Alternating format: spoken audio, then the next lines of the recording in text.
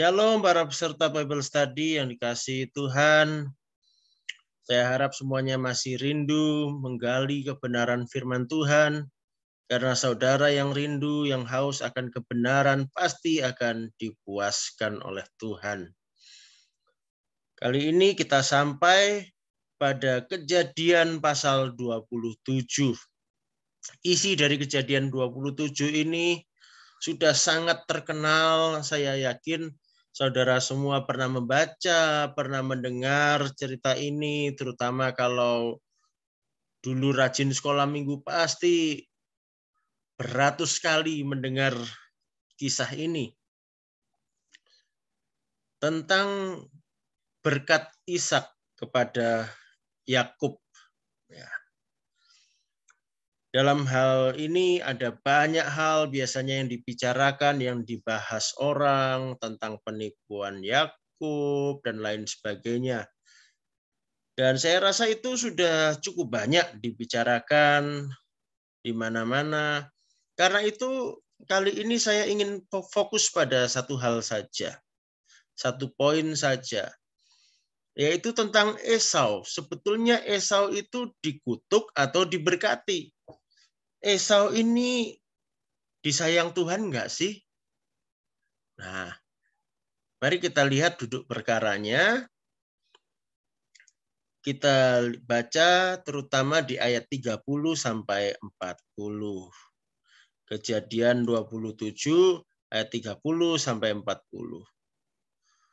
Setelah Ishak selesai memberkati Yakub dan baru saja Yakub keluar meninggalkan Ishak ayahnya, pulanglah Esau kakaknya dari berburu. Ia juga menyediakan makanan yang enak lalu membawanya kepada ayahnya. Katanya kepada ayahnya, "Bapak, bangunlah dan makan daging buruan masakan anakmu agar engkau memberkati aku." Tetapi kata Ishak ayahnya kepadanya, "Siapakah engkau ini?" Sautnya, "Akulah anakmu, anak sulungmu Esau." Lalu terkejutlah Ishak dengan sangat serta berkata, "Siapakah gerangan dia yang memburu binatang itu dan yang telah membawanya kepadaku? Aku telah memakan semuanya sebelum engkau datang dan telah memberkati dia dan dia akan tetap orang yang diberkati." Sesudah Esau mendengar perkataan ayahnya itu, meraung-raunglah ia dengan sangat keras dalam kepedihan hatinya, serta berkata kepada ayahnya, "Berkatilah aku ini juga ya Bapak." Jawab ayahnya, "Adikmu telah datang dengan tipu daya dan telah merampas berkat yang untukmu itu." Kata Esau, "Bukankah tepat namanya Yakub karena ia telah 2 kali menipu aku? Hak kesulunganku telah dirampasnya dan sekarang dirampasnya pula berkat yang untukku." Lalu katanya, "Apakah Bapak tidak mempunyai berkat lain bagiku?"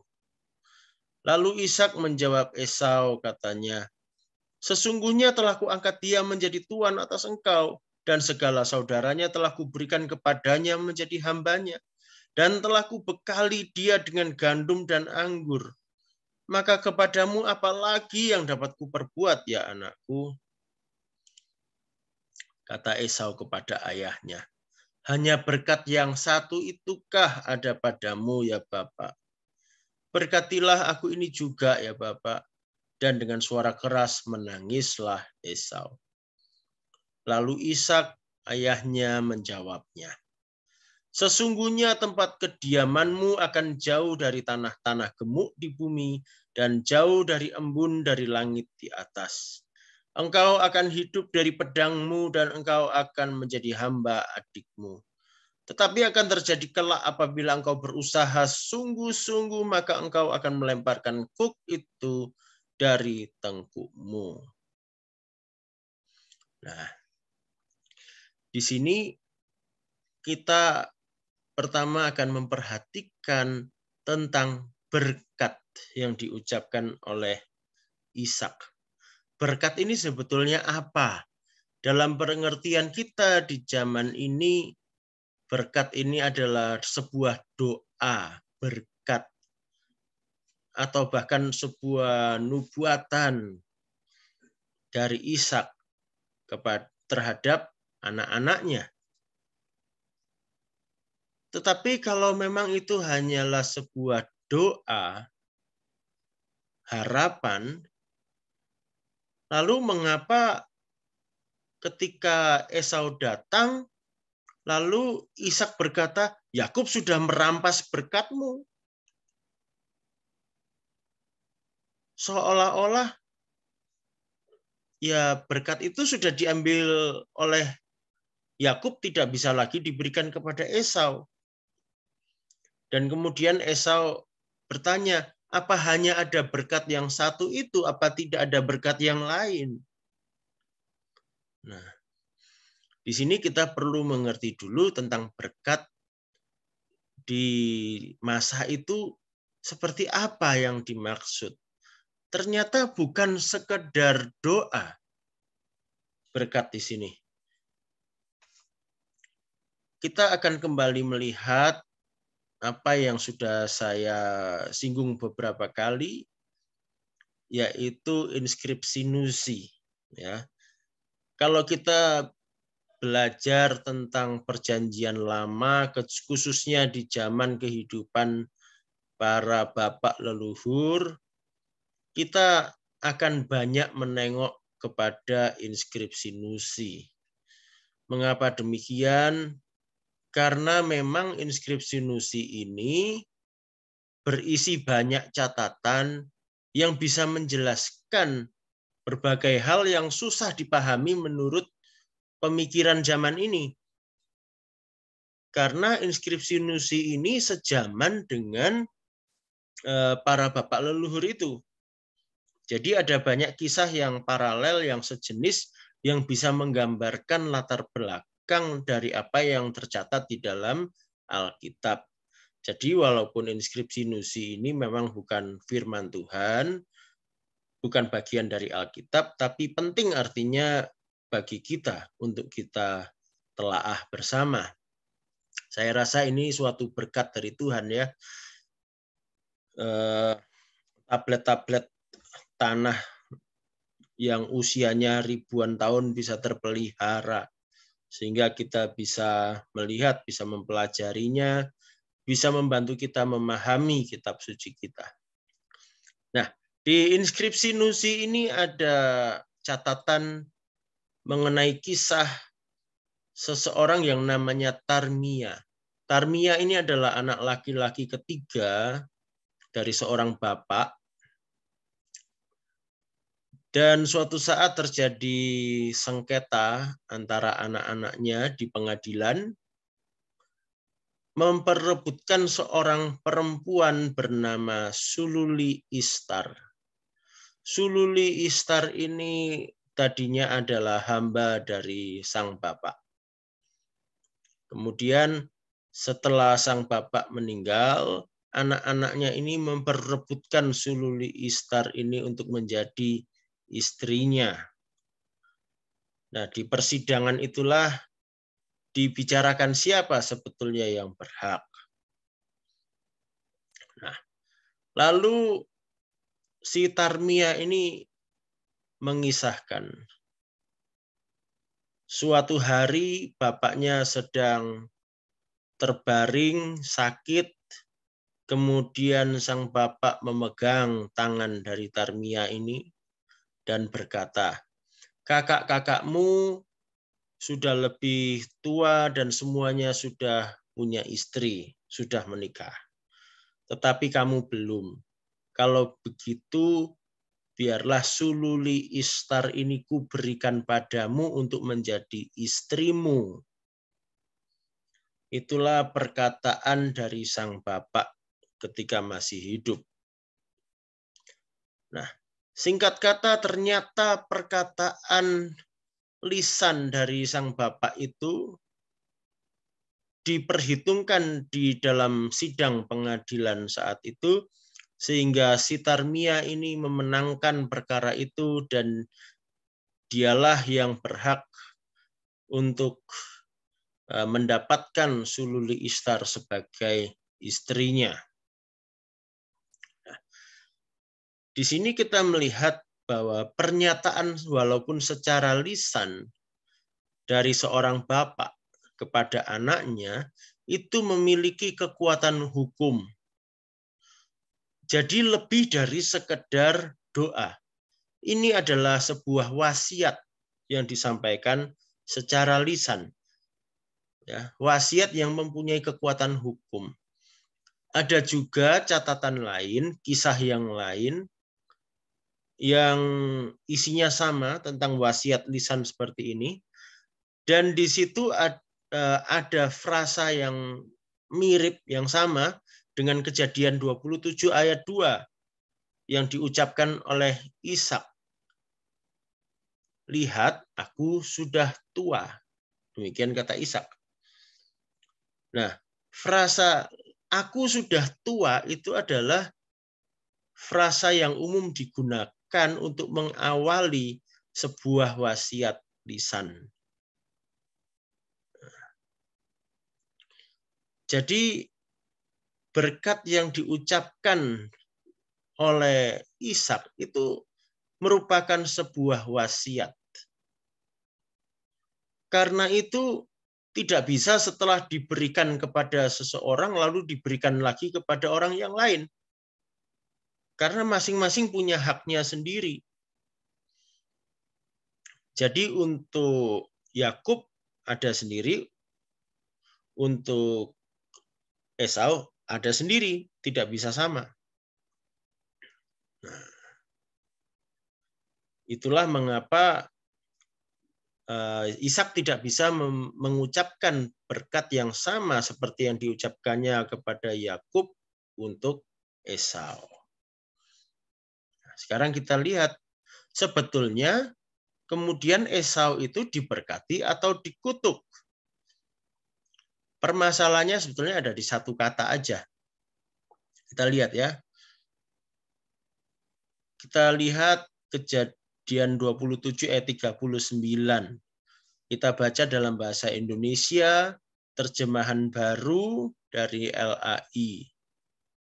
Lalu Ishak ayahnya menjawabnya, sesungguhnya tempat kediamanmu akan jauh dari tanah-tanah gemuk di bumi dan jauh dari embun dari langit di atas. Perhatikan di situ ada kata jauh. Kalau kita perhatikan kalimat ini seolah-olah jadi Esau itu dikutuk. Hidupnya jauh dari tanah-tanah gemuk, dari tanah-tanah subur. Jauh dari embun, dari langit di atas. Tanah yang kering berarti. Jadi seolah-olah ini adalah sebuah kutukan untuk Esau. Masalahnya kalau kita lihat terjemahan Alkitab yang lain, ini maaf saya belum cukup mendapatkan referensi yang bahasa Indonesia ya, terjemahan bahasa Indonesia versi yang lain. Tetapi kalau dalam bahasa Inggris banyak terjemahan, banyak versi yang berkata lain. Seperti ini salah satunya dari King James Version.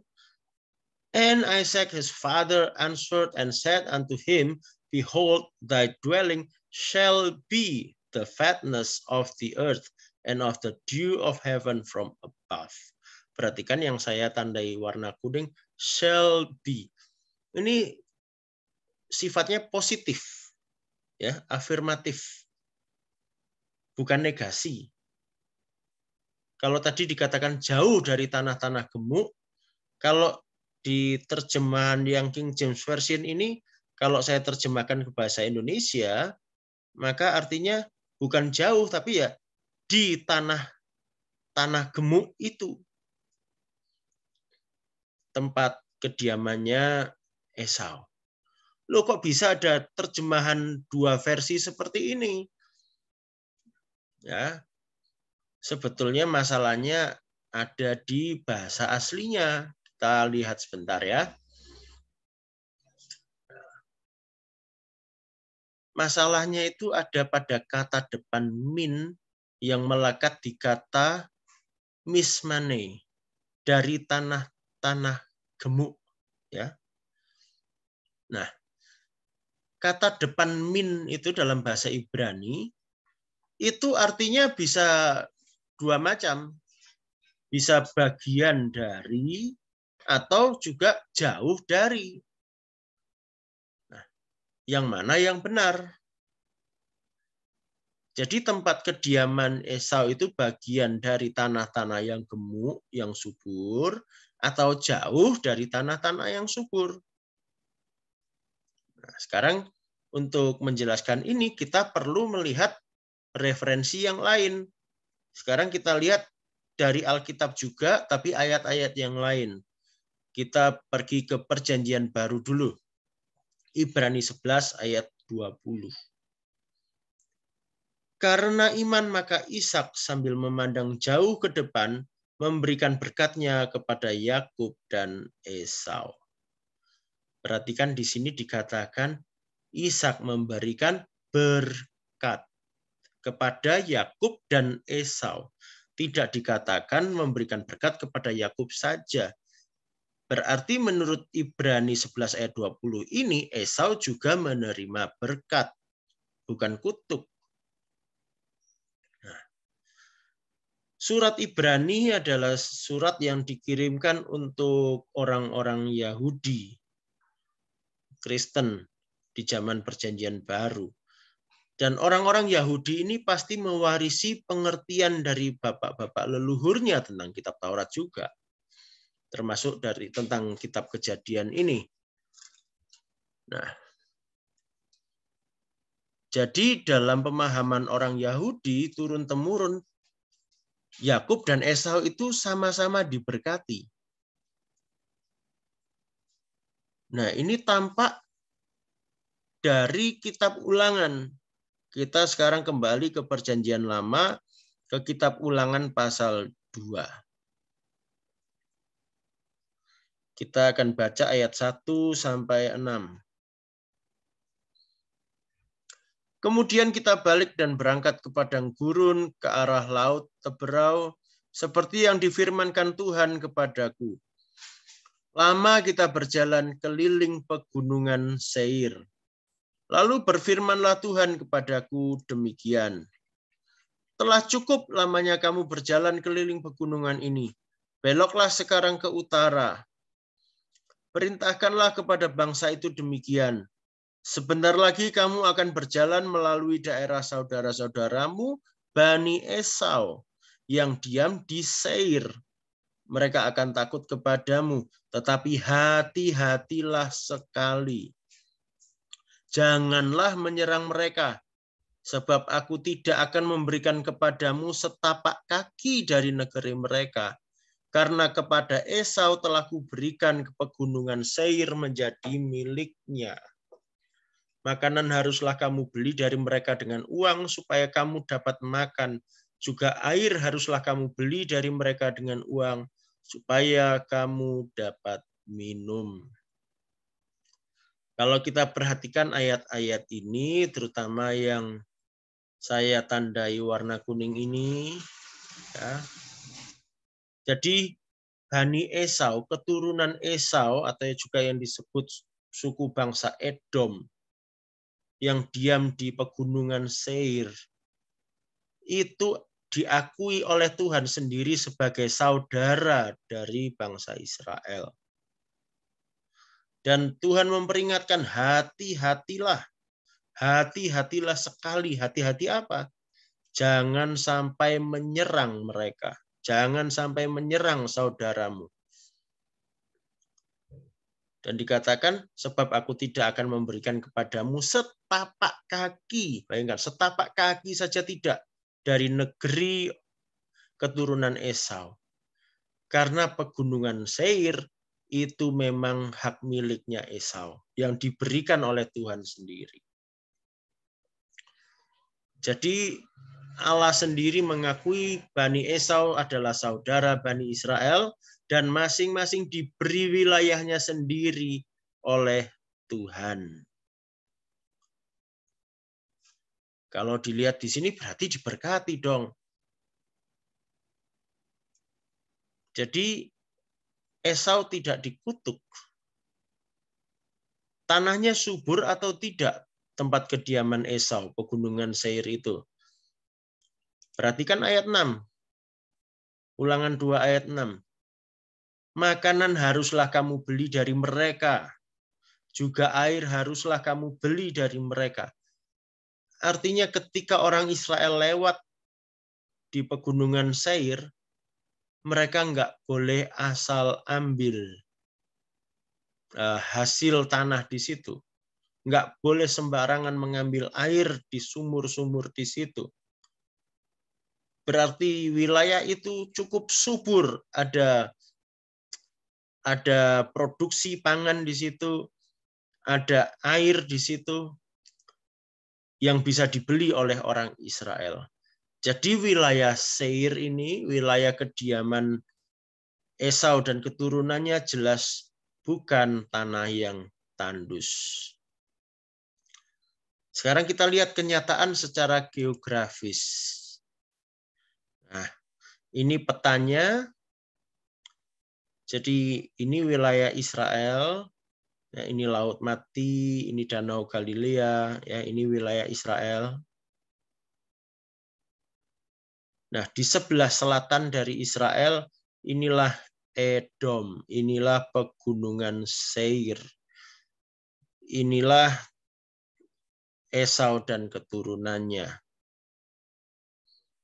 Nah, wilayah ini memang gurun, sebetulnya ini wilayah gurun. Tetapi di pegunungan Seir ini istimewa. Wilayah ini tetap mendapatkan curah hujan yang cukup tinggi. Jadi cukup air di sini. Karena airnya cukup, ya, curah hujannya cukup tinggi dengan musim yang teratur, maka tanah di pegunungan Seir ini cukup subur untuk memproduksi bahan makanan. Jadi Esau tidak diberi tanah yang jelek oleh Tuhan. Ya. Jadi di sini kita melihat ada dua anak dengan dua berkat yang berbeda. Yakub dan Esau itu sama-sama diberkati. Esau diberi wilayah di sebelah selatan tanah Kanaan, di luar tanah Kanaan.